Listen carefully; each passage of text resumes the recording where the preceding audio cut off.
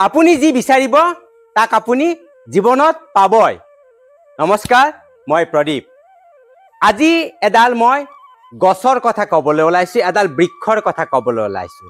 যি বৃক্ষৰ তলত থিয় হৈ আপুনি যি বিচাৰিব, যি ভাবিব তাক সম্পূৰ্ণ বাস্তৱত ৰূপায়িত হ'ব। কিন্তু এই গছডাল ক'ত আছে আজি আপোনালোকক সেই গছডালৰ লগত চিনাই কৰি দিবলৈ বিচাৰিছোঁ। অটব্য অৰণ্যৰ মাজত সেই বৃক্ষডাল আছিল আৰু এদিনাখন এজন খৰিকটীয়াই খৰি কাটি কাটি গৈ সেই বৃক্ষডালৰ তল পালে। তলত গৈ কিন্তু সেই খৰিকটীয়াজনে জনা নাই যে সেইডালেই হ'ল ইচ্ছাপূৰ্তি বৃক্ষ, অৰ্থাৎ সেই গছডালক যি বিচৰা যায় পোৱা যায়। নজনাকৈ তেওঁ কি কৰিলে, গছডালত তলত তেওঁ খুব ভাগৰ লগা কাৰণে যে অকণমান মই টোপনি যাওঁ এই বুলি ভাবি অকণমান টোপনিয়ালে। ঠিক টোপনিৰ পৰা যেতিয়া তেওঁ সাৰ পালে, সাৰ পোৱাৰ লগে লগে অনুমান কৰিলে যে এতিয়া সন্ধিয়া হ'ল, চাৰিওফালে আন্ধাৰ হ'বলৈ আৰম্ভ কৰিছে। গতিকে তেতিয়া ভাবিলে যে এতিয়া আৰু মোৰ ঘৰলৈ উভতি যোৱাটো নহ'ব, গতিকে ইয়াতেই মই আজি ৰাতিটো কটাব লাগিব, ৰাতিপুৱাই মই খৰি লৈ ঘৰলৈ যাম। কিন্তু সেই মুহূৰ্ততে সেই খৰিকটীয়াজনৰ যথেষ্ট ভোক লাগিছিল আৰু তেতিয়া তেওঁ মনতে ভাবিলে যদি মই অকণমান যদি ইয়াত খাবৰ ব্যৱস্থা পালোহেঁতেন, পেট ভৰাই খাবলৈ পালোহেঁতেন। ঠিক তেনেকৈ ভবাৰ লগে লগে তেওঁৰ সন্মুখত সুস্বাদু খাদ্য আহি হাজিৰ হ'ল। তেওঁ সেই খাদ্য খুব আগ্ৰহেৰে আন্তৰিকতাৰে খালে। তাৰপিছতে ভাবিলে এতিয়া বাৰু খাদ্য হ'ল, অকণমান যদি মই পনীয়া কিবা অকণমান যদি খাব পাৰিলোঁ হয়। ঠিক সেই মুহূৰ্ততে দুগিলাচ ফলৰ চৰ্বত সন্মুখত আহি গ'ল।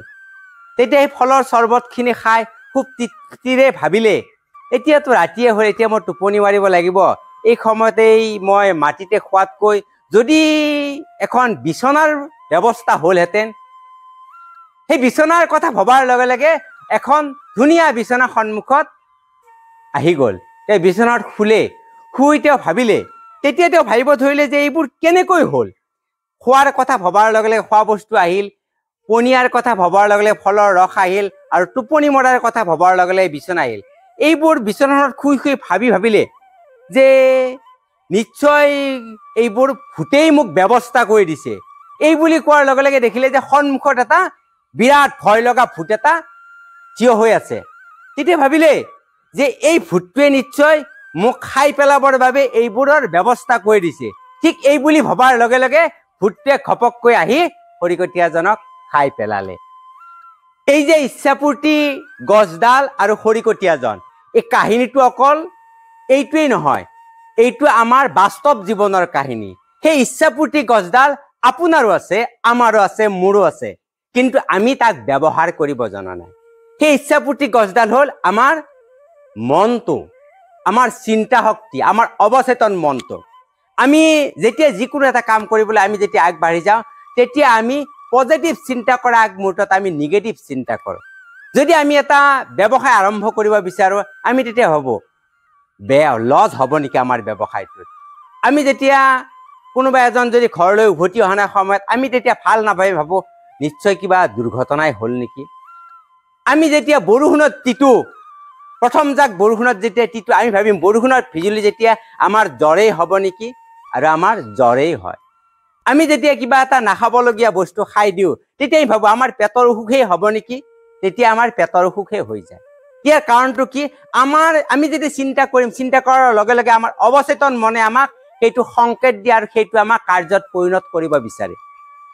ঠিক তেনেদৰে যেতিয়া আমি ভাল কথা এটা ভাবিম যে ল'ৰাটোৱে পৰীক্ষা দিছে, নিশ্চয় পৰীক্ষাৰ ফলাফল ভালেই হ'ব, তেতিয়া নিশ্চয় অৱচেতন মনে সেইটো ভাল কৰাৰ বাবে ব্যৱস্থা কৰিব। আৰু যদি আমি চিন্তা কৰোঁ যে ল'ৰাটোৱে পৰীক্ষা দিব ভাল নহ'বই নেকি, নহ'বই নেকি, নহ'বই নেকি, নহ'বই নেকি, এনেকুৱাকৈ চিন্তা কৰিলে থাকিলে অৱচেতন মনে সেইটো কাৰ্যকৰী কৰিবলৈ আগবাঢ়ি যাব। গতিকে আমাৰ সেই ইচ্ছাপূৰ্তি বৃক্ষডাল আপোনাৰো আছে, মোৰো আছে। গতিকে সেইডালক আমি সঠিক ৰূপত ভালভাৱে আমি ব্যৱহাৰ কৰিব লাগিব। আমি সেইকাৰণে সকলো সময়তে আমি সদায় পজিটিভ চিন্তা কৰিব লাগিব, আমি কোনো ধৰণৰ নিগেটিভ চিন্তা কৰিব নালাগে। আৰু সেই ইচ্ছাপূৰ্তি গছডালত ঠিক তেনেদৰে আপুনি যদি যি ভাবে হ'ব, তেতিয়াহ'লে আপুনি মনত যি ভাবিব সেইটোৱে হ'ব।